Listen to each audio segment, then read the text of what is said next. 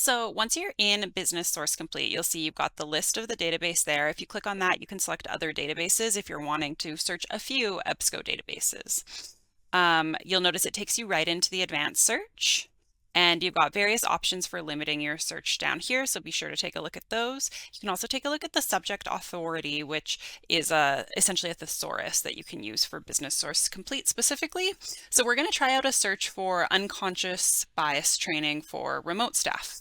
So I'm going to start by putting unconscious bias in here. We'll put quotation marks around it so that it searches those two words together. And then we're going to think of some other terms for training. So you can see that there's some recommended terms in here. So let's try those out to start.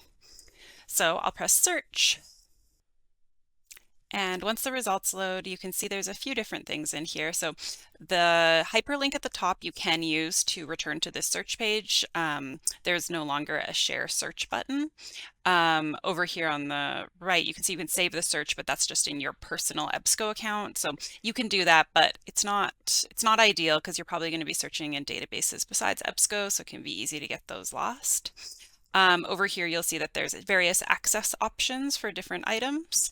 And you'll also see a list of subject headings that can be used that might help improve your search. So it can kind of get you started on how to think about improving your search. You might notice that there are different limiters you might want to use. So, if you're not wanting articles about China, or you are, you can add that in as an additional search feature to an additional line of your search, or you can also use these limiters to help limit out your search depending on where you're wanting to go with your topic.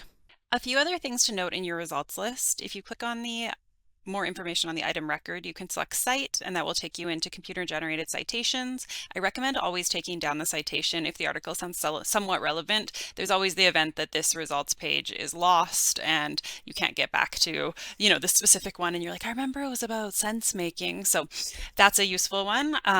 You can also select Share, and you'll be taken into add a share link. So that will take you directly to the item record instead of to anything that's going to time out. And lastly, you can also download. So if there is a PDF directly attached, it will download the PDF. Otherwise, it's just downloading the information on the item record, which can sometimes be a little bit disappointing. It's also important to keep track of the searches you've been running. So here you can see different searches I've run. These will time out, so you want to make sure you're copying these into a word processing document and journaling them somewhere. But you just select recent history or recent activity, and then you can see the list of search history. You can go back to the search. You can also see all of the limiters that were selected.